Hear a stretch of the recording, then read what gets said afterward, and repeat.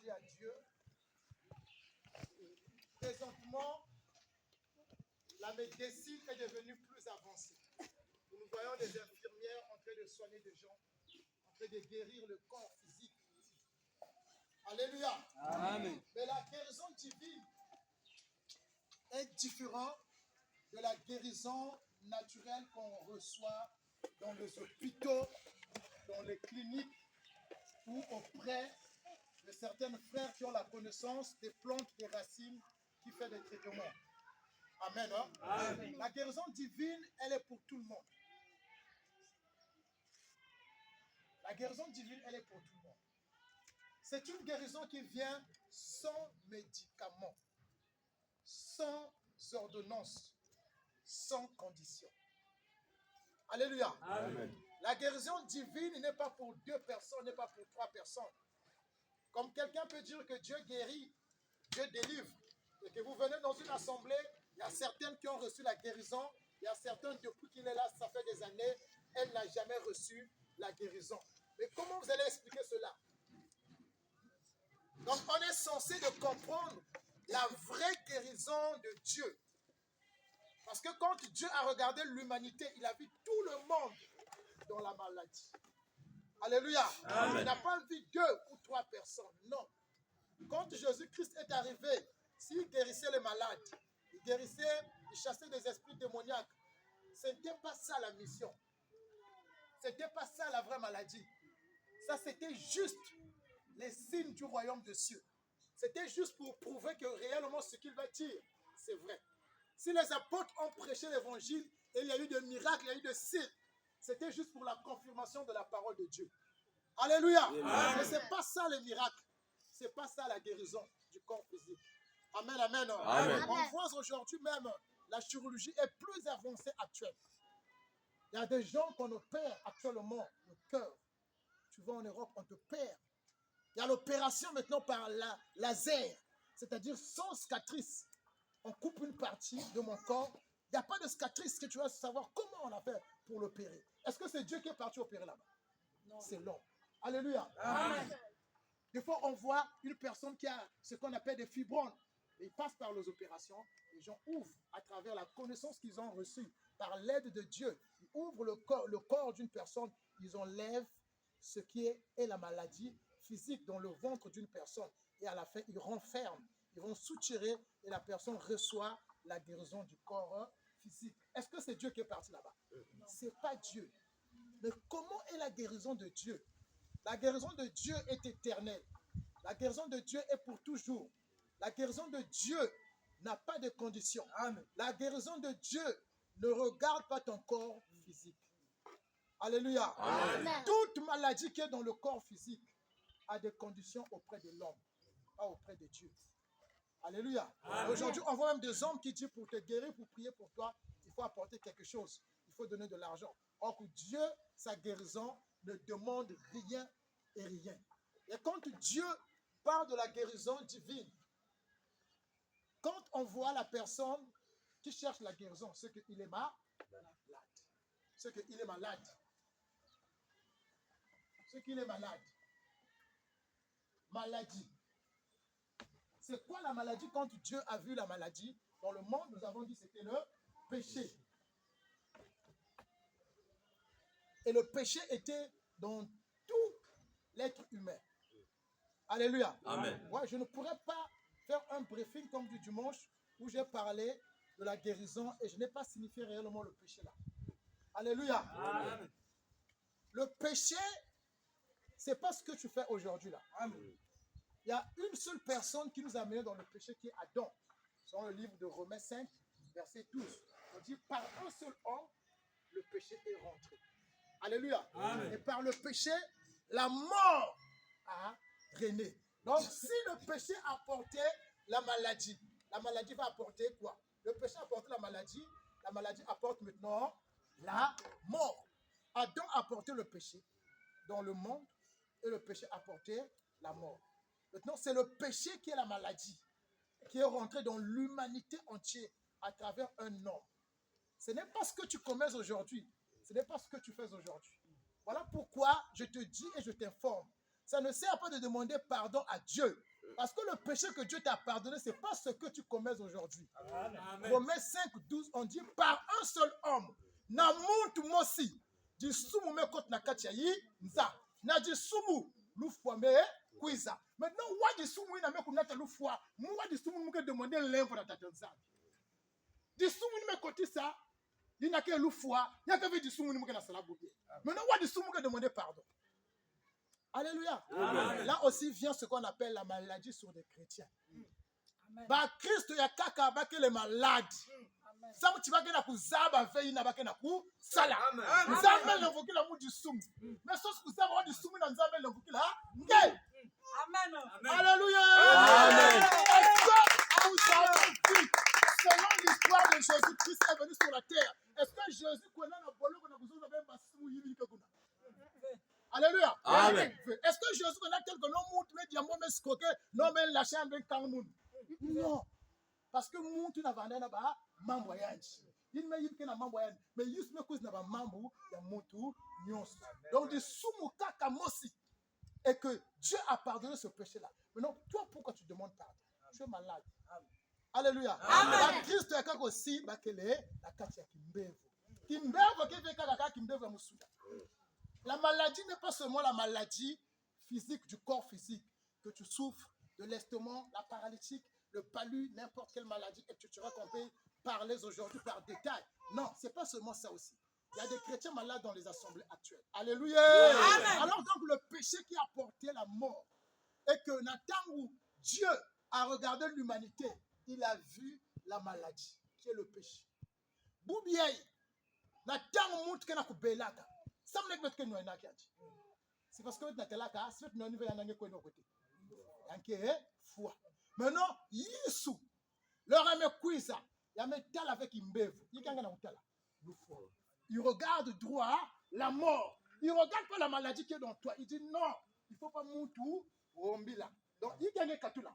Ils vont enlever quoi? La mort. Maintenant c'est un katula le foie. Est-ce que tu es malade? Alléluia. Amen. Donc, si Dieu, à travers Jésus-Christ, a enlevé la mort, c'est-à-dire qu'il n'y a plus un péché qui a des effets dans toi. Amen. Ça n'existe plus. Amen. Parce que la vraie conséquence est du soumou, et que Yisme Katula ina ke le foie. Mais bien aimé, tu n'es plus malade. Il n'y a plus de péché sur toi. Voilà pourquoi la Bible dit que par ces maîtres-sûrs, nous sommes guéris. Quelle guérison que nous avons reçue. Quelle guérison. La guérison qu'on a reçue, elle est intérieure. C'est la guérison de notre vie. C'est la guérison de notre âme. C'est la guérison, bien aimé, qui est intérieure. Elle n'est pas extérieure. Quelle est la guérison là? La guérison que tu as reçue, c'est la vie éternelle qui est dans toi. Quelqu'un qui est informé que non, tu as reçu la vie éternelle dans toi. La vie éternelle est plus forte que la maladie physique. La vie éternelle est plus puissante que la maladie physique. La vie éternelle est plus forte que la mort. Parce que la mort n'engloutit jamais la vie que tu as reçue de Dieu. Amen. Les gens vont voir le corps en train de partir sous la terre. Or, la vie là, la terre ne peut jamais retenir la vie que tu as reçue. Amen. Parce que la mort a été déjà enlevé dans toi. Donc, une chrétienne, un chrétien, il a besoin des informations afin qu'il soit bien guéri dans le cœur. Alléluia. Le dimanche passé, j'ai dit, chaque situation, chaque malade, chaque problème que vient de la montre qui n'a pas. Non, mais le problème, c'est dans ton cœur.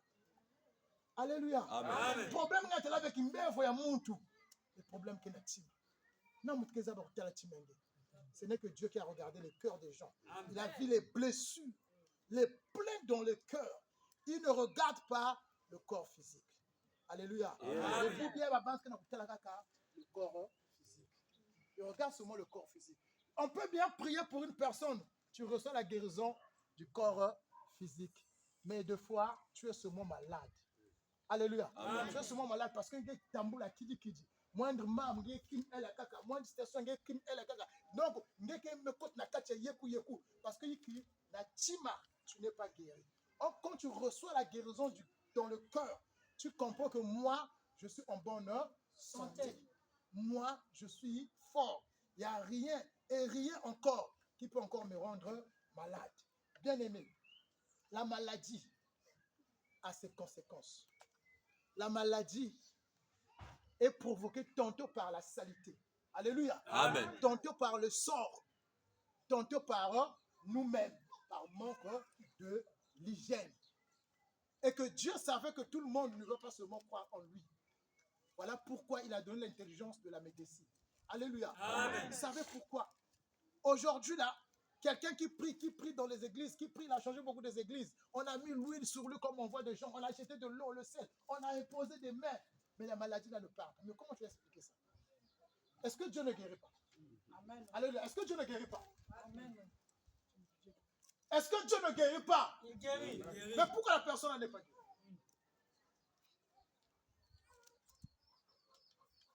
Est-ce que Dieu ment? Non. Est-ce qu'il y a une maladie qui est impossible à Dieu? Non. Mais pourquoi la personne là est toujours dans cet état de la maladie là, ne reçoit pas la guérison du corps physique qu'il cherche? Hein? Ne parle pas de la guérison du corps. Alléluia. Amen. Ne parle pas de ça.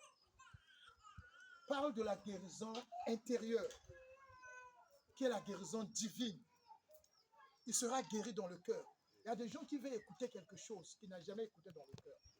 Il y a des gens qui veulent recevoir quelque chose qu'ils n'ont jamais reçu au fond de lui. Si l'homme naturel qui est à l'hôpital est en train de guérir une personne, maintenant la guérison de Dieu sera comment? Amen. Mais ça doit être au-delà de la guérison que l'homme qui est à l'hôpital est en train de faire. Alléluia. Amen. Si l'homme naturel à l'hôpital a des solutions de certaines maladies, de certains virus, de certaines épidémies, mais Dieu sera au-dessus des épidémies, des maladies là. Amen. Alléluia. Amen. Donc Dieu peut t'envoyer à l'hôpital. Alléluia. Amen. Dieu peut t'envoyer à une personne qui fait même des tisanes pour 2 fois la maladie physique. Et quand Dieu veut te soigner, il te soigne d'abord intérieurement. Et quand Jésus priait pour les malades recevaient la guérison, il disait toujours ta foi, ta foi. Est-ce que la foi est extérieure? La foi est Intérieur. j'ai ta foi t'a guéri, ta foi t'a guéri, ta foi t'a guéri. Il n'y a pas autre chose. Il n'y a pas autre chose. Il n'y en a pas. La guérison divine, c'est pour le monde entier. C'est pour tout le monde. Ce que Dieu veut de nous, que nous soyons guéris dans la foi. Ce que Dieu veut de nous pour les chrétiens, que nous soyons en bonne santé dans la foi. Mais il y a la foi des chrétiens qui n'est pas en bonne santé. Il y a la foi de chrétiens qui est tellement malade. Alléluia. Parce que quoi? Ils pensent tantôt manipuler Dieu. C'est dit que si je donne à Dieu, Dieu va faire. Alléluia. Ça, c'est la maladie parce que Dieu n'a pas besoin que tu lui donnes quelque chose qu'il fait dans ta vie. Qu'est-ce qu'il va te demander? Il n'y a pas grand somme que tu vas donner à Dieu que Dieu n'en a pas. Il n'a pas besoin de cet argent-là. L'argent, c'est pour nous. À l'hôpital, on va nous donner des conditions. Mais pas lui. Dans les églises, on ne peut pas donner à un homme, à un frère, une condition pour recevoir la guérison. Donc, la fois dernière, nous avons lu dans le livre d'Ésaïe. Aujourd'hui, nous allons partir dans, je crois, on va prendre le livre de Pierre. 1 Pierre. 1 Pierre, chapitre 2, versets 23 à 24. Et nous allons prendre aussi Hébreux 10, 35 à 36. Et nous allons finir par le livre de Jean, chapitre 5, verset 1 à 4.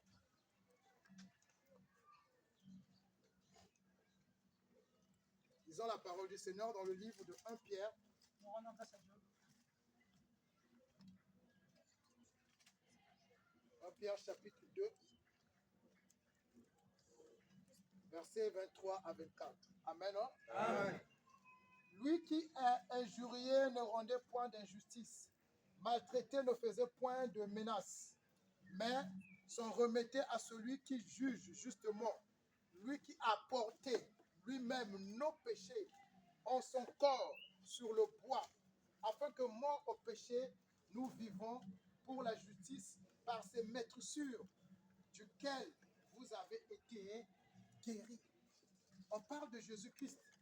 On a dit, Jésus, on l'a insulté. Il n'a jamais répondu. Alléluia. Amen. On l'a traité de n'importe quoi. Il n'a jamais reposté. Il n'a jamais répondu. Il n'a jamais ouvert la bouche à tous ceux-là qui l'insultaient, à tous ceux-là qui lui traitaient de n'importe quoi. Il a dit, il a porté nos péchés. Alléluia. Amen. Jésus a porté nos péchés. Le péché, c'est la maladie. Mais si aujourd'hui, dès que vous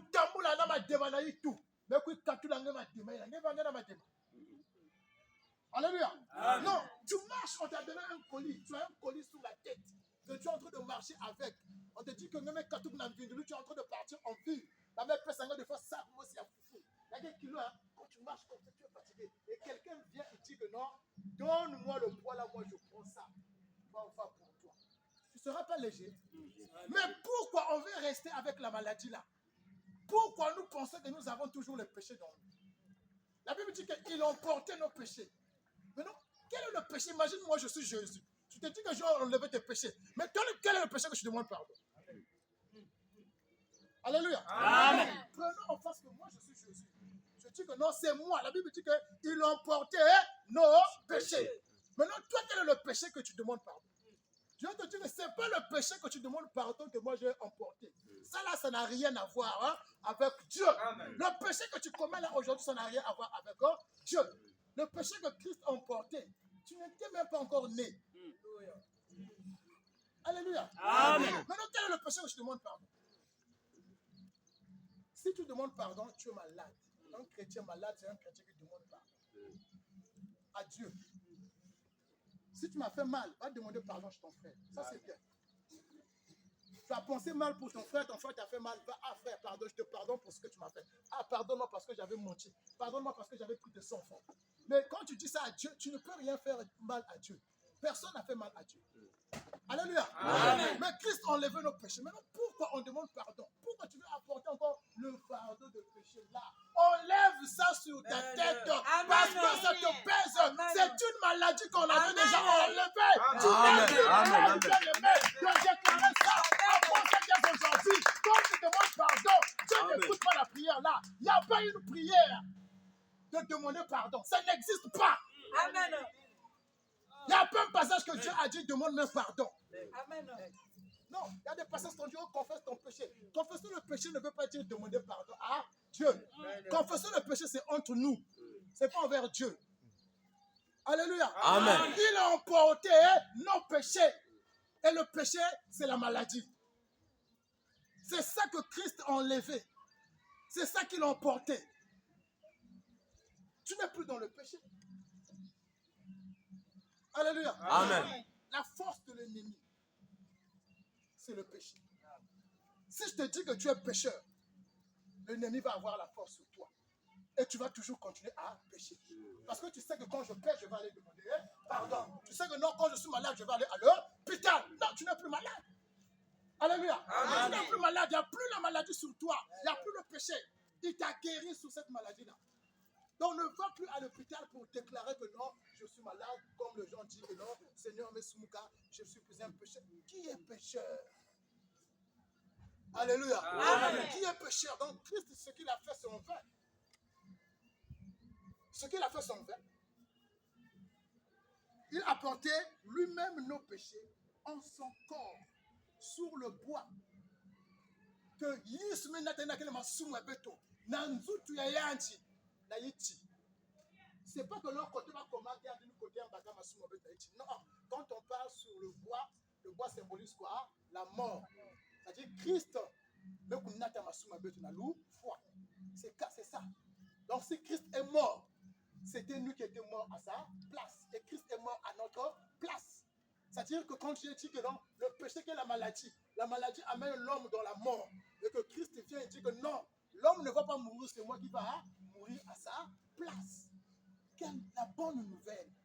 Quelle nouvelle que tu vas écouter? Hein, bien, quelle nouvelle?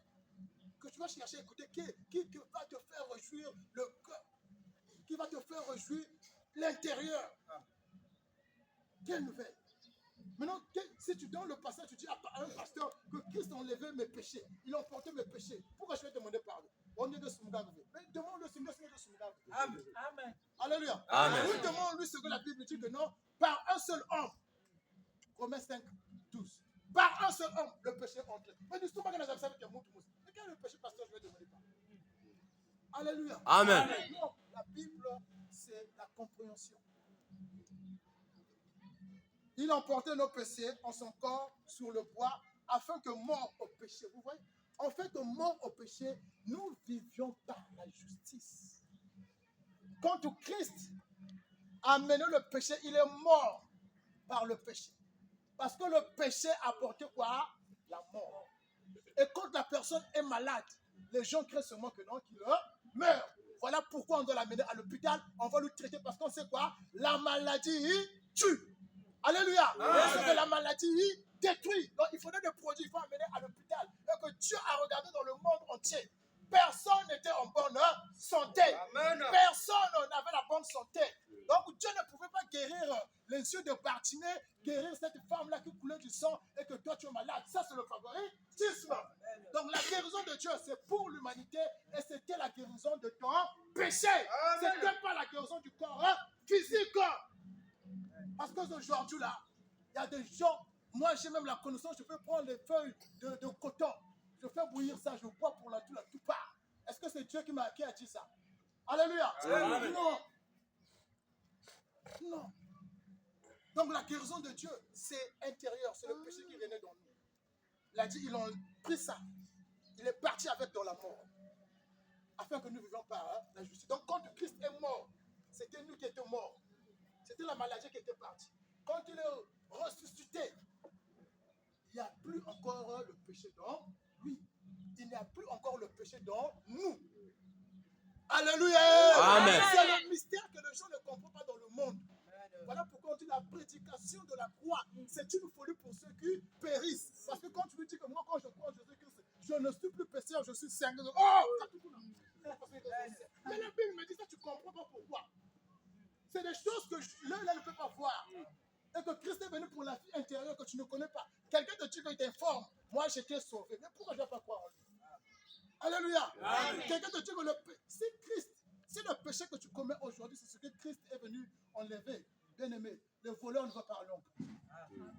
Alléluia. Non, le voleur ne va pas aller en prison. Les escrocs, on ne va pas les arrêter. Les coulous, on ne va pas les tuer. Mais le péché que Christ est venu enlever, il y a plein de conséquences pour ça. Est-ce qu'il y a cette conséquence encore? Ouais. Donc, le péché que tu commets aujourd'hui, aussi, on te dit laisse ça, laisse. Parce que ce n'est pas Christ, ce n'est pas ce que a amené Christ sur cette terre-là. Si tu continues dans ça, tu vas être détruit. Voilà pourquoi tu peux dire aujourd'hui, moi je suis pardonné, je n'ai pas le péché dans moi. Parce que je sais quel péché que Christ est venu enlever sur cette terre, dans l'humanité entière. Je sais quel péché.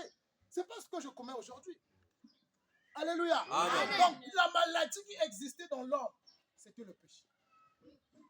C'est là on dit, les maîtrissures, nous sommes guéris. Le sang de Jésus-Christ ne symbolise pas, comme les gens pensent, cette purifie. Le sang de Christ symbolise quoi? La mort. Parce que si je te coupe le pied, on ne t'amène pas à l'hôpital, tu vas faire ce qu'on appelle l'hémorragie. Après la fête, tu vas faire quoi? Tu vas mourir. Donc la vie se trouve dans le sang. Le sang que tu as fait, tu vas être zombie.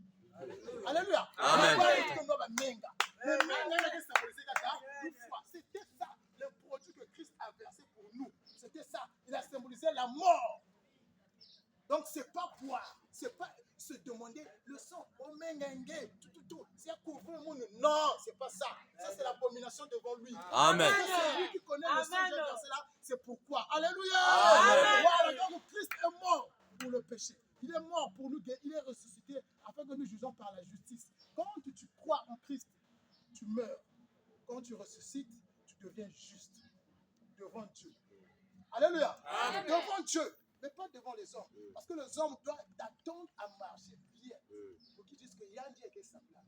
Il y a un Dieu qui est marqué. Parce que la banque que tu as là, c'est Suni. Mais nous avons que tu as là, Kati, Yabeto, Kimi na mesala que na Kati, Voilà pourquoi quand tu es à l'église, il y a pas de parole, il y a informé, membre, il y a la katiangue. Pour que nous comprenions que nous sommes marqués, mutiat, mutin, nous sommes saka, munu. Et puis, la katiangue va maintenant kutala na nganga, mutina nga kunzonzolo, mutina kutala, mutina banzulu, mutina kabula. Abat maintenant que parce que man muki ayi que samilaka. Amen. Amen. Amen. Alléluia. Il dit, par ce maître sûr, vous avez été guéris. Si vraiment le sang de Jésus avait apporté la guérison du corps physique, il n'y aura pas quelqu'un qui va tomber malade. Il n'y aura pas une personne qu'on va amener à l'hôpital. Parce que par ce maître sûr, nous sommes guéris. Mais tu vas dire, personne ne va tomber malade. Mais pourquoi les gens tombent malades?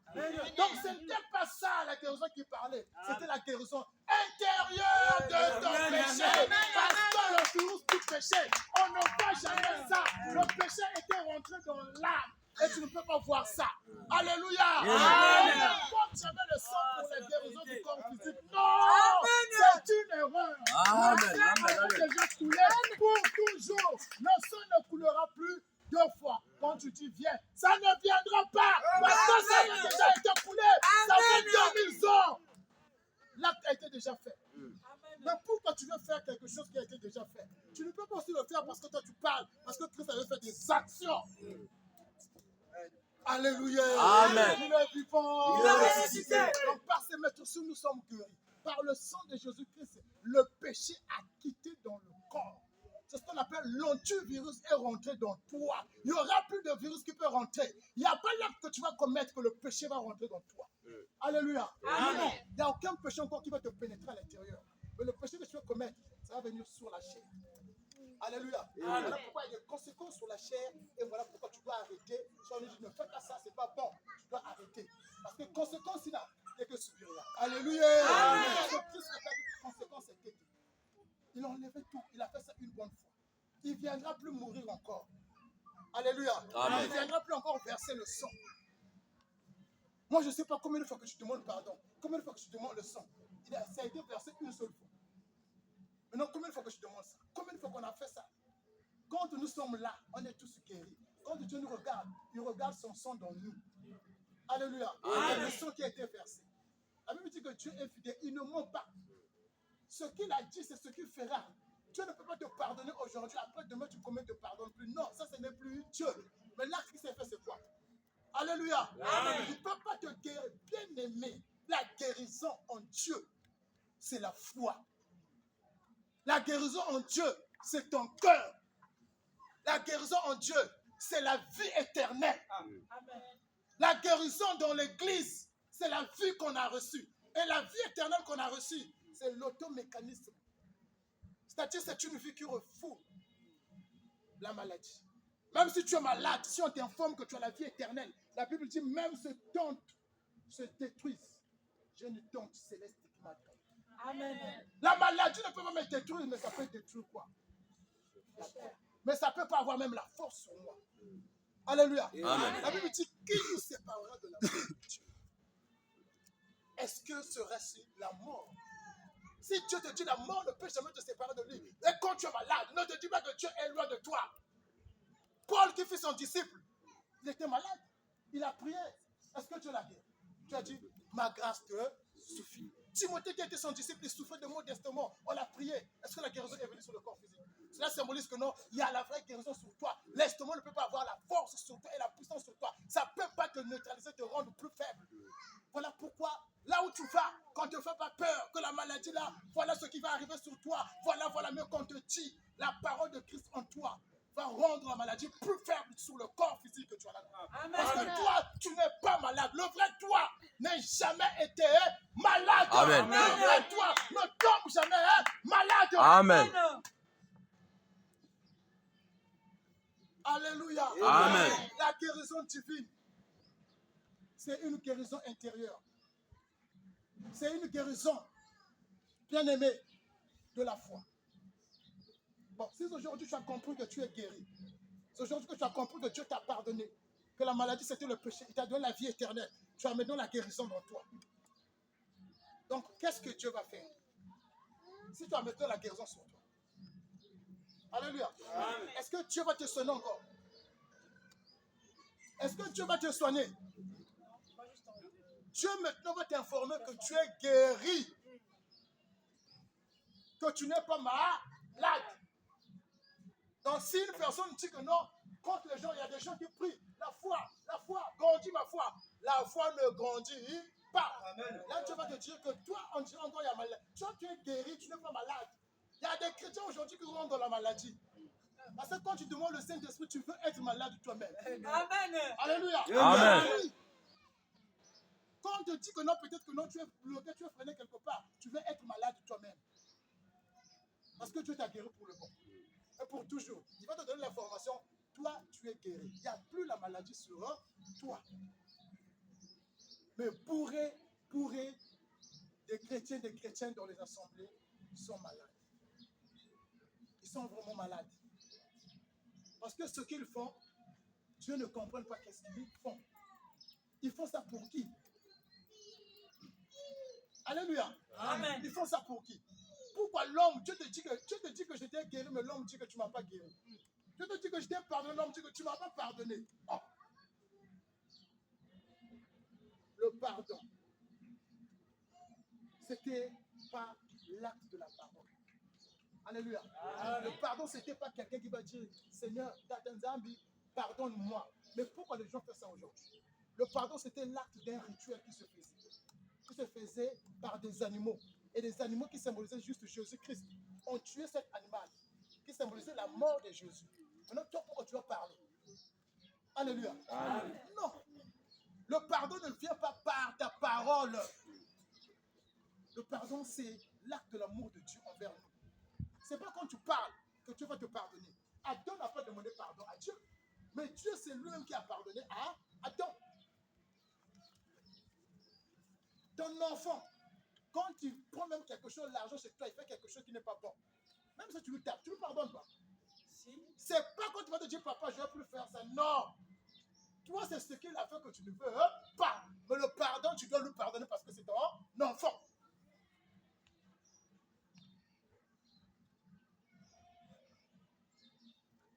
Jean 5. Évangile de Jean 5.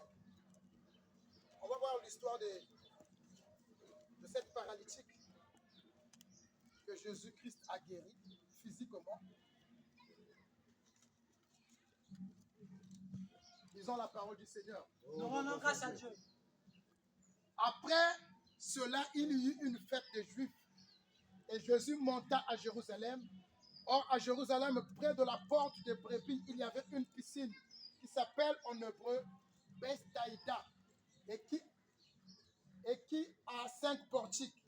Sous ces portiques étaient couchés un grand nombre de malades, des aveugles, des boiteux, des paralytiques qui attendaient le mouvement de l'eau, car un ange descendait de temps en temps dans la piscine et agitait l'eau. Et celui qui descendait le premier, après que l'eau avait été agitée, était guéri, quelle que soit sa maladie. Là se trouvait un homme malade depuis 38 ans. Jésus l'ayant vu coucher et sachant qu'il était malade depuis longtemps, lui dit, veux-tu être guéri? Le malade lui répondit, Seigneur, je n'ai personne pour me jeter dans la piscine quand l'eau est agitée. Et pendant que j'y vais, un autre descend avant moi. Lève-toi, lui dit Jésus, prends ton lit et marche. Aussitôt cet homme fut guéri, il prit son lit et marche. Amen. Amen. Alléluia. Amen. Dans cette histoire, nous voyons une guérison physique. Là maintenant, je vous attire comment la guérison physique peut venir dans notre corps. Alléluia. Amen. Oui, on a parlé de la guérison spirituelle, qui est la vraie guérison pour l'humanité entière. Que le péché, qui est la maladie, qui amène la mort, et que Christ vient porter le péché là. Il meurt pour nous guérir. Et notre guérison aujourd'hui, c'est quoi? C'est la vie éternelle qu'on a reçue. Toute personne qui a la vie éternelle, ne qu'il n'a pas de vie. Alléluia. Amen. Toute personne qui a la vie éternelle, alléluia. Amen. Parce que la vie éternelle, c'est Dieu dans toi. Amen. Hein? Amen. C'est Dieu dans toi. La vie éternelle, c'est ce qui fait à ce que tu deviens un bombe. Comprenez? Amen. Tu deviens un expositif. Partout, si on te touche, la vie éternelle fait à ce que personne peut te toucher. Quand tu regardes, il voit seulement Dieu dans toi. Maintenant, c'est toi qui dois prêter attention. Qu'on ne doit pas te mentir.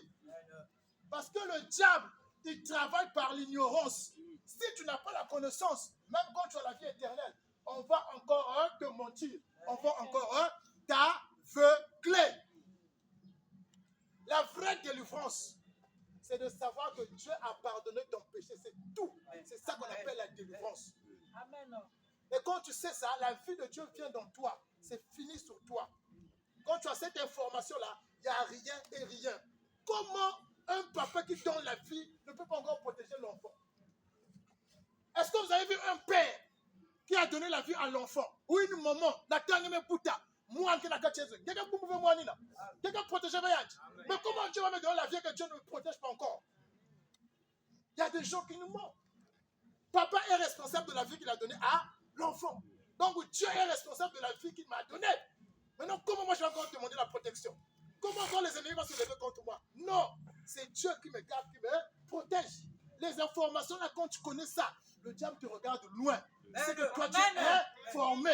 Voilà pourquoi quand il est venu à faire Adam, il savait qu'Adam avait l'information. Il veut d'abord lui faire quoi? Lui jeter les appâts. Est-ce que c'est vrai? Dieu vous avait dit ça. Il veut comprendre. Si Adam disait seulement, ou bien Ève disait seulement, non, on nous avait dit ça. Il fouillait. Alléluia. Quand il vient à Jésus, il dit quoi? Est-ce que si tu es fils de Dieu, transforme ces cailloux qui deviennent de pain avant que tu manges? Christ a dit, l'homme ne vivra pas toujours, tu peux. Celui-là a la connaissance. Amen. Donc Ève a dit non. Il nous a dit réellement, si on touche, si on mange, on va faire quoi? On va mourir. Or, ce n'était pas ça. On n'a pas dit si tu touches. On a dit si tu manges. Et que le diable dit non, si tu manges, tu seras comme Dieu. C'est pas ce qui se passe dans les églises. Amen. Non, dans les assemblées, c'est ce qu'on fait. Dites moi un zambi, mais bah heure yaï, avec un banquet qui est la marque, qui est la getende, c'est la marque des samedis. Oh, comment ça? Alléluia. Amen. Alléluia. Amen. Maintenant, où est Dieu? Maintenant, où est Dieu? Où est Dieu? Il n'y a pas un danger qui peut rentrer dans la maison. Là où papa vient avec tes bébés, papa va d'abord se réveiller. Alléluia. Papa va se réveiller. Donc, attention, attention sur l'ignorance. L'arme du diable, c'est l'ignorance. Le manque de ne pas avoir la connaissance de Dieu et de ce que Dieu a fait sur toi. Le diable va travailler dans ta vie. Alléluia. Même si tu es enfant de Dieu, le diable va travailler. Ce qu'il ne va pas faire, il ne va pas te porter la vie que Dieu t'a donnée. Mais il va maintenant t'aveugler. La Bible dit, mon peuple périt faute de manque de connaissance. Donc la maladie ne te tue pas aussi. Alléluia. Mais qu'est-ce qui te tue? Manque de connaissance. Même si tu es malade, je te dis, lis la Bible, écoute la parole de Dieu. Tu seras sauvé, tu seras guéri. Ce n'est pas la prière qui sauve. Mon peuple périt faute de manque de connaissance. On périt parce qu'on manque la connaissance. On périt parce qu'on ne connaît pas la parole de Dieu. Amen. On périt parce qu'on n'a pas la compréhension de la parole de Dieu. On Amen. périt parce qu'on ne veut pas comprendre ce que Dieu a fait. Mais nous voulons que Dieu fasse. Mais Dieu a déjà fait. Amen. Et les choses que nous voulons que Dieu fasse, c'est des choses que les païens trouvent sans partir à l'église. Amen. Alléluia. Amen. C'est vrai. Ce que tu veux que Dieu fasse, c'est des choses que les gens du monde trouvent sans aller à l'église. Alléluia. Amen. Non, mais si nous comprenons qu'on vient à l'église, c'est pour la parole de Dieu. Bien aimé, tu seras plus troublé. Personne ne va te mentir pour Dieu. Tu seras plus fatigué d'aimer écouter la parole de Dieu. Parce que tu sais que quand je vais à l'église, c'est pour écouter juste la parole de Dieu. Même si je suis malade, je n'ai pas besoin qu'on me dise que je sois guéri. J'ai besoin d'écouter seulement la parole de Dieu. La parole, là, c'est ça qui va te guérir. Amen. Mais les choses aujourd'hui, ils savent les besoins des gens. Quand tu viens, ils vont te parler de ton problème. C'est pour seulement te faire mal dans le cœur. Alléluia. Amen. Pour t'attirer envers lui. Jésus-Christ n'a pas regardé le but. Il n'y a pas. Les malades ont supplié Jésus. Mais Jésus n'est pas allé chez un malade. Alléluia. Amen. Jésus s'en foutait de ta maladie du corps physique. Il a apporté la bonne nouvelle pour être sauvé et guérir ton âme, avoir la vie éternelle. Le reste, il ne regardait pas ça. Mais ce sont eux qui venaient derrière. Seigneur, mon fils est malade. Seigneur, voilà pourquoi il guérissait. Mais si c'était que Jésus, il ne pouvait pas guérir. Il prêchait la parole. Donc aujourd'hui, ne regarde pas le tas de l'homme de quelqu'un que tu prêches. Donne-lui la parole. Le problème là, ce n'est pas pour toi. Dieu prendra soin de ça. Alléluia. Amen. Ce n'est pas ce que les gens font dans les assemblées. Les gens veulent regarder qu'est-ce qui ne marche pas dans notre vie. Mais des fois, c'est un pasteur qui a beaucoup d'argent, mais aider un homme. Tu veux seulement qu'il prie. Donc lui, l'argent aussi va faire le commerce. Amen. Amen. Alléluia. Amen. Non, mais pourquoi ils font pas ça? Donc vous croyez que si Dieu, l'argent là, si Dieu a de l'argent, il va nous donner de l'argent. Amen. Amen. Alléluia. Amen. Non, si tu as des sociétés, peut-être que ça le fait. Mais pourquoi les gens prient pour ça? Alléluia. Amen. Yes. Alors, dans cette histoire-là, nous voyons maintenant la guérison physique. La Bible dit que Jésus, à Jérusalem, partait monter au temple. Dans ce temple, il y avait 5 portiques, c'est-à-dire il y avait 5 portes. Et dans le temple, dans le cours, il y avait ce qu'on appelle la piscine de Bethsaïda. En hébreu, on appelle ça Oram, qui signifie source, porteur de source. C'est-à-dire ici, il y a une masse à et dans ce temps-là, qu'est-ce qui se passait là-bas? Quand vous voyez, donc on a parlé de piscine de Bethsaïda, vous voyez quelle forme? La personne qui a la piscine, Zinganziga, Pandaka, Nababantu, Nababantu, Nabani, Bela, Pandaka, Moussoussou, paralytique, Azaveu, Limbevo, Yamutindu, Namutindu. La maladie tantôt que tu trouves aujourd'hui, c'est les maladies qui ont daté depuis il y a très longtemps qui a commencé. Les virus, c'est des épidémies. Il y a un limbevo spécial des épidémies. L'alerte aujourd'hui, c'est un peu mieux. Avant, c'était compliqué. Donc, dans Nzinga, il y a piscine, Pandaka, Nababantu. C'est là où est sortie l'image des gens qu'on appelle les Nzinga. Parce que quoi? Les gens se retrouvent dans les églises à soir, guérison. Excusez-moi, je peux donner la révélation. On ne voit pas ça. Les Pentecôtes, guérison, non? C'est ce qui s'est passé dans le temple, dans l'ancien là. Ce n'était pas une église. Alléluia. Ce n'était pas une église, c'était un lieu. Et qu'est-ce qui s'est passé là-bas? C'était la tradition et le coutume. Là, quand il y a piscine là, ils jetaient des plantes médicinales. Ça veut dire l'osmaïti, des bougies, des encens. Quand vous jetez les bougies des encens, qu'est-ce que vous faites? Oui, c'est la tradition. Vous avez fait quoi? Vous appelez les démons. Ce n'est pas Dieu. Vous appelez les démons. Démons. Les démons d'autres, on le prend, c'est-à-dire c'est un démon, mais tantôt il vient pour apporter aussi la guérison. Alléluia. Amen. Mais c'est un démon. Quand il apporte ça, c'est pour juste vous attirer envers lui. C'est tout. C'est pour croire que ce que vous faites, c'est vrai. Or, ce n'est pas ça la réalité.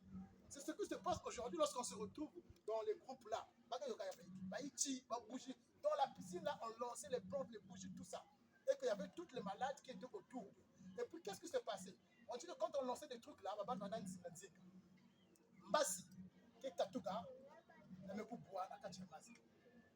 lorsque un ange va tomber, comment le gens va souffrir que l'ange est tombé? L'eau va s'agiter. Avant que tel que non, mas me bouger. Et l'ange que l'eau se doute la catch. Et mais soyez là que nous, guérison. N'importe quelle maladie. Il y a de son doigt où on se tient. Tu vois des fois, oh je me pousse, mais si j'en bouge. Esprit me côté, peur me côté. Il faut avoir la révélation. C'est comme ça que ça se passe. On ne critique pas. La Bible ne critique pas. Mais la Bible révèle. Amen. Il n'y a rien qui va se passer qu'on ne peut pas avoir la révélation dans ça. Alléluia. Amen. Vous croyez que Dieu pour agir, on doit allumer les bougies, on doit allumer quelque chose. Vous croyez Dieu pour agir ça? Vous croyez que papa pour donner à manger à l'enfant, l'enfant doit dire que j'ai faim. Alléluia. Amen. Parce que l'enfant va dire que j'ai faim, papa. Papa, si l'enfant doit manger, quand il sort, il laisse l'argent. S'il n'en a rien laissé, il va sortir. S'il a trouvé l'aide de loin, il va appeler ma. Amen. Donc, il n'y a pas de formule qu'on va faire pour appeler Dieu qui fait dans notre vie. Jésus-Christ, c'est la personne qui l'a appelé. Il est venu pour sauver l'humanité selon le plan de Dieu. Il n'y a pas de prière qui a appelé Jésus. Il n'y a pas de prière qui a fait que Dieu ouvre le ciel comme les gens disent ouvre le ciel. Il n'y a pas de prière là. Il n'y a pas de manipulation. Dieu n'est pas un robot. Que tu vas nous téléguider, lève la main, téléguider, ça là. Dieu n'est pas comme ça là. Alléluia. Amen. Non, Dieu n'est pas comme ça. On ne téléguide pas. Donc, sur cette piscine-là, les malades étaient là. Parce que pourquoi? Les Juifs étaient assis dans la tradition et dans les coutumes. Les coutumes, ce n'est pas seulement les Africains. Ça régnait parmi les nations du monde. Et les coutumes, c'est quoi? Autrefois, quand je parle du Père et du Fils, Dieu dit, les coutumes, c'est l'œuvre. Alléluia. Amen. Et les coutumes, c'est la limitation de la connaissance de Dieu. Parce que toi, tu penses que quand tu allumes la bougie, c'est là où Dieu va venir. Tu es déjà quoi? Tu es limité. Toi, tu penses que quand tu allumes l'encens, c'est là où le diable va fuir. Tu es déjà quoi? Limité. Et moi, je sais que Dieu est dans moi. Donc, même si le diable rentre là, on va dormir ensemble. Tu vas me toucher. Alléluia. Amen. Oui, on va dormir ensemble parce que Dieu est en moi. Donc, autour de la piscine, il y avait la foule des malades. Quand l'ange tombe, l'eau est agitée et quelqu'un se plonge dans l'eau, quand tu sors, même si tu vas dans la boisse, la lèpre, quand tu sors, tu deviens pur. Même si tu étais handicapé, quand tu tombes sur moi, n'importe quelle maladie, quand tu rentres dans l'eau là, dès que l'eau est agitée, quand tu rentres, c'est la guérison. Mais l'eau ne s'agitait pas à tout temps. Alléluia. Amen. Il y avait des jours que l'eau ne s'agitait pas. Mais non, pourquoi Dieu va faire souffrir des gens? Il y a des jours que lui ne rentre pas dans l'eau là. Alléluia. Amen. Comment ça? Comment ça Dieu va souffrir les gens? Il y a des jours qu'il n'agit pas. Comment ça Dieu va faire souffrir les gens à l'église? Il y a des jours qu'on prie, 3 personnes sont guéries. Il y a des jours qu'on prie, 2 personnes de Dieu. Les gens qui cherchent la guérison ne trouvent pas la guérison. Quelle guérison qu'on cherche? Alléluia. Amen. Il faut les yeux pour comprendre. Alors, la Bible dit que Christ, cette personne-là, il était handicapé pendant 38 ans. Comment Jésus a su que l'homme, il souffrait pendant 38 ans? Avant que Jésus vienne, l'homme l'a souffert. D'abord, ça parle de la divinité de Dieu en Christ. Christ savait les années de la souffrance de cet handicap, de ce jeune garçon. 38 ans avant que Jésus Boutama, l'homme était dans la souffrance, il est né handicapé. Mais regardez l'homme là. L'homme est né handicapé. L'homme est né dans la maladie. Mais l'homme était sûr qu'un jour il va se lever. Amen. Alléluia. Amen. Non. Est-ce que quand tu marches, tu as l'assurance de ce qui ne marche pas dans ta vie, un jour ça va marcher? C'est quelqu'un qui n'avait pas de pieds. C'est quelqu'un qui n'avait pas la vie sur les pieds, qui ne pouvait pas travailler. Il avait l'assurance. On ne l'a pas dit qu'on t'a bloqué. Forcément, dans les églises où tu travailles, on te dit, l'esprit de blocage. Alléluia. Amen. On n'a pas dit que non, le diable a lié tes pieds là. Pas seulement des fois dans les églises. Des sœurs, des fois que non, tu n'as pas un mari, l'esprit de célibat. Alléluia. Amen. 38 ans de la maladie. Combien de temps que nous sommes dans la souffrance? Combien de temps que nous sommes dans une situation dure? Imagine 38 ans. Aujourd'hui, il y a des gens, pendant 5 ans, n'arrivent pas, ils pensent que vous avez 5 fois. Alléluia. Amen. Mais regardez cet homme-là. 38 ans. Tu fais l'échec 2 fois, 3 fois. Tu te décourages pourquoi? 38 ans. Cet homme-là n'avait pas de pieds. Sa famille l'a pris, l'a amené vers la piscine de Bethesda. On l'a déposé autour de cette piscine. On a mis la natte. On l'a laissé là. Ils sont partis. Il y a des situations, même ta famille. Alléluia. Amen. Il y a des situations de ta famille. Ne viens pas te rendre visite. C'est pour apporter une révélation. Il y a une personne qui ne oublie pas quelqu'un sur cette terre. C'est Dieu. Amen. Amen. Alléluia. Amen. Non, quand tu as cru en lui, attache-toi. Il connaît bien ce qu'on veut. Mais tantôt, il veut qu'on puisse grandir. Pour que tu gagnes aussi de bonnes choses. Si l'enfant ne grandit pas, il ne peut pas bénéficier de bonnes choses. Alléluia. Amen. Parce qu'un bébé, je ne peux pas l'acheter un vélo. Mais l'enfant de 5 ans, 6 ans, je peux l'acheter un. L'enfant de 15 ans, 18 ans, je peux l'acheter une voiture. Tu ne peux pas continuer en train de grandir, il est en train de bénéficier de beaucoup de choses. Quand tu ne grandis pas dans la connaissance de Dieu, tu ne comprends pas comment Dieu fait dans les choses dans la vie. Tu ne comprends rien. Il faut désirer agrandir dans la connaissance pour que tu comprennes que non, qu'est-ce que tu es capable à faire et qu'est-ce que Dieu a fait pour toi. Quand tu es bébé, tu restes bébé. Quand tu es bébé, tu prends le lait maternel, la bouillie. Mais quand tu grandis, c'est le poisson. L'enfant ne voit pas le coup. Le poisson. Alléluia. Amen. Il ne prenait pas les gens, commence à donner le chien. Et quand tu commences à manger deux fois le foufou, ça devient un bout, deux fois deux bouts. Moi, ma fille bénéficie de bouts. Donc, quand tu grandis, c'est là où tu bénéficies des choses. Quand on vient dans les assemblées, tant que tu ne désires pas, tu ne peux pas bénéficier de beaucoup de choses. Dieu veut que quand il t'enseigne, il veut que tu grandis pour que tu comprennes la profondeur de ce qu'il a fait pour toi et de ce que tu es. Et qu'est-ce que tu es capable de faire toi-même. Alléluia. Amen. Si tu achètes un enfant le vélo à 6 ans, ce que tu connais qu'il va pédaler. Alléluia. Amen. Tu connais qu'il va pédaler. Et tu sais que le vélo, même s'il pédale, il tombe. Il ne va pas avoir une fracture. Tu sais.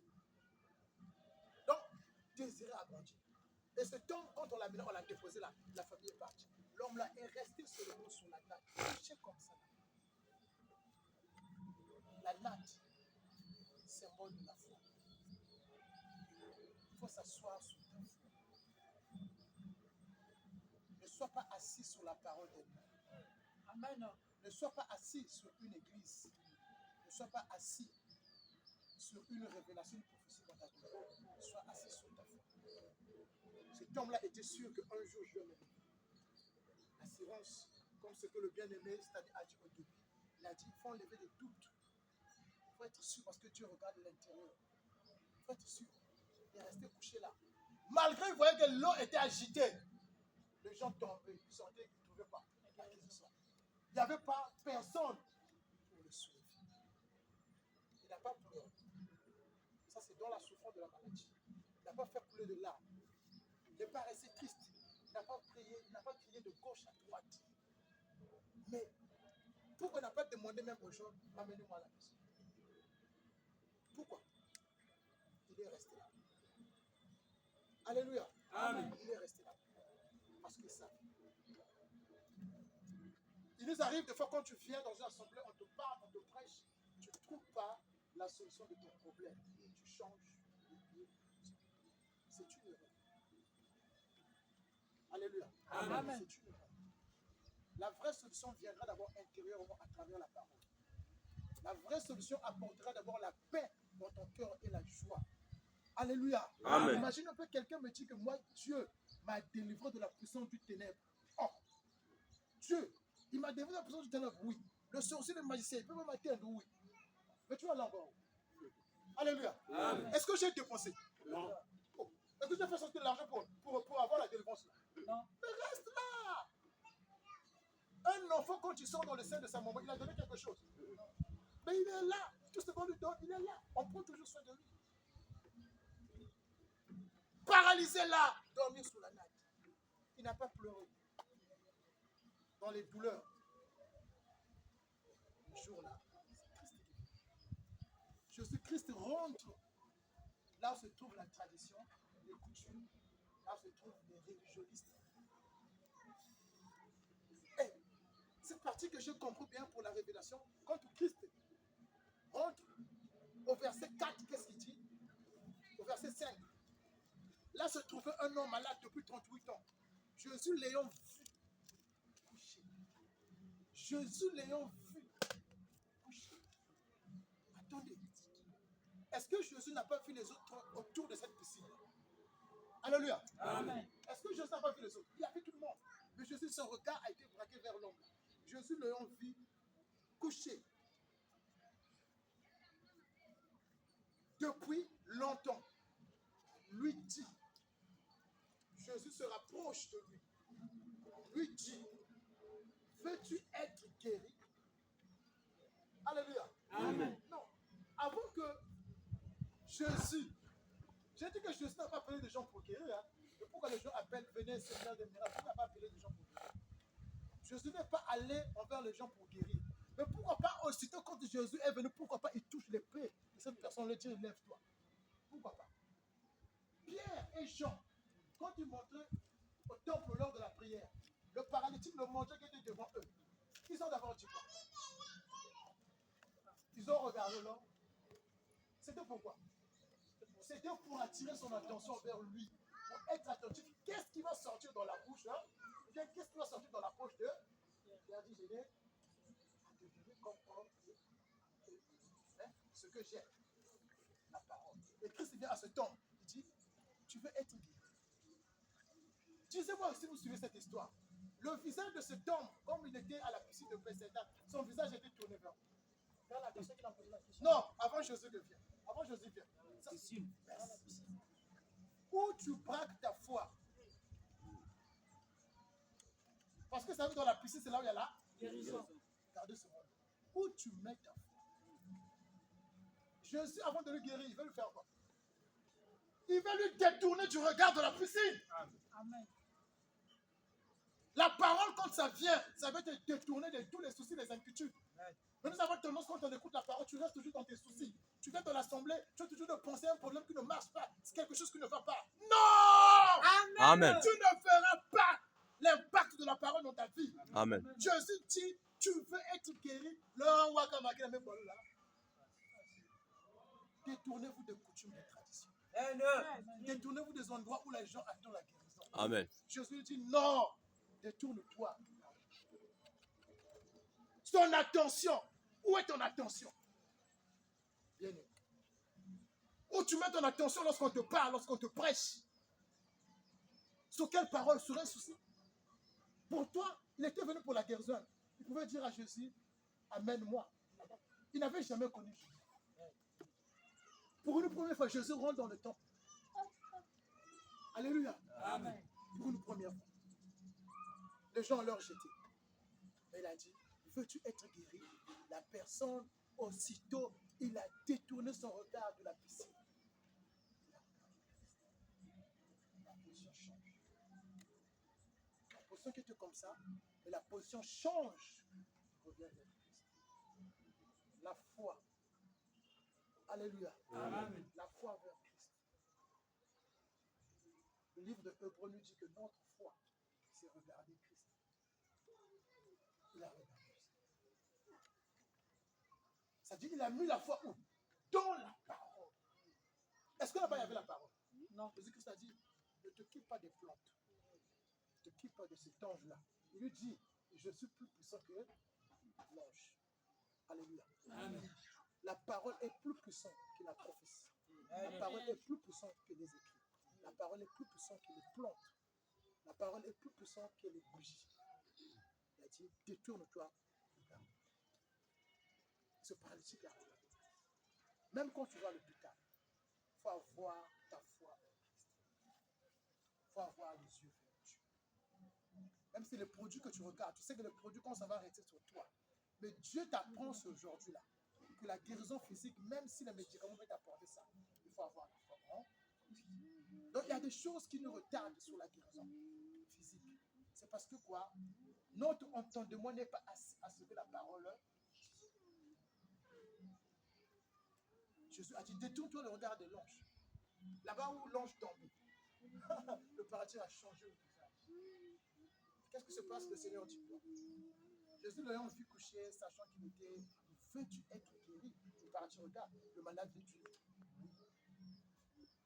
Le malade lui répondit, Seigneur, j'ai personne. Seigneur, j'ai personne pour me jeter dans la piscine.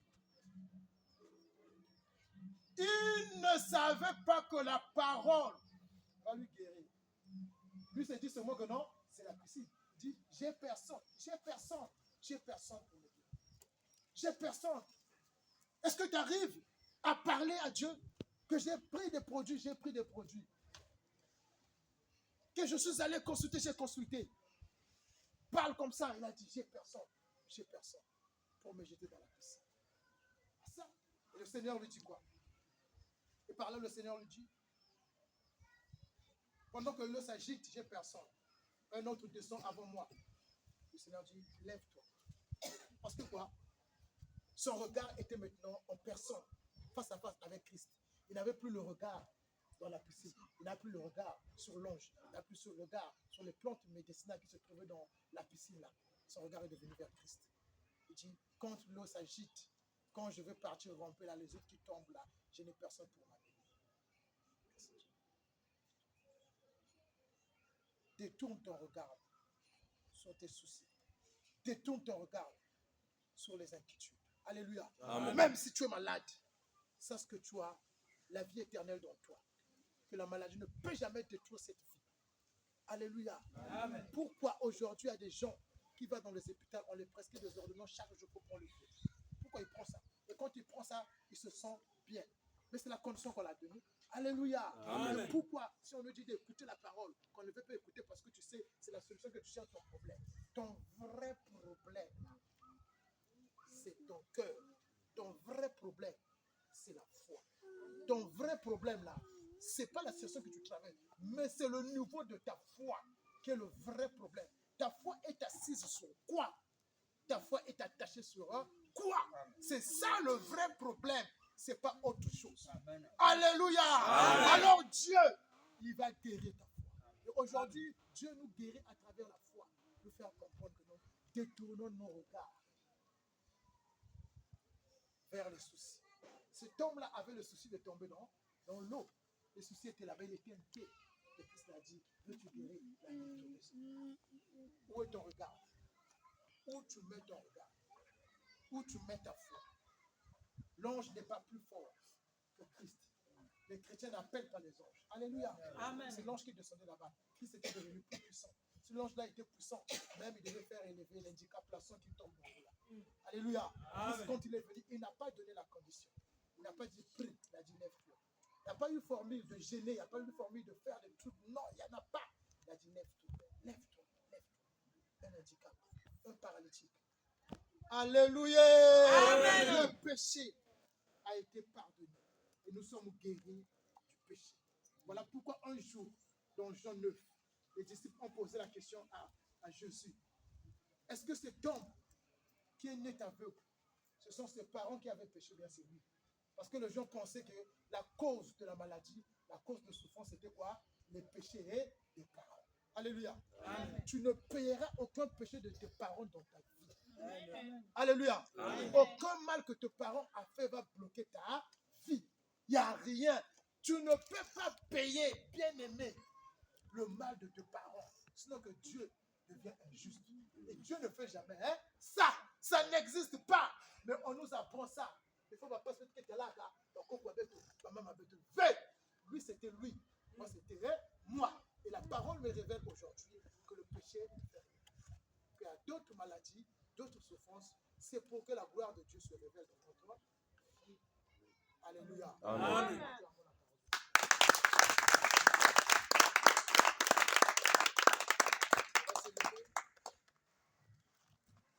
Il est merveilleux. Il est merveilleux. Il est merveilleux, le Seigneur. Il est merveilleux. Jésus est merveilleux. Il est merveilleux, le Seigneur. Merveilleux. Il est merveilleux. Oh, il est merveilleux. Il est merveilleux, le Seigneur. J'étais abattu, Jésus m'a relevé. Il est merveilleux, le Seigneur. J'étais dans le ténèbre, Jésus m'a éclairé. Il est merveilleux, le Seigneur. Merveilleux. Il est merveilleux. Il est merveilleux. Il est merveilleux, le Seigneur. Merveilleux. Il est merveilleux. Il est merveilleux. Il est merveilleux, le Seigneur.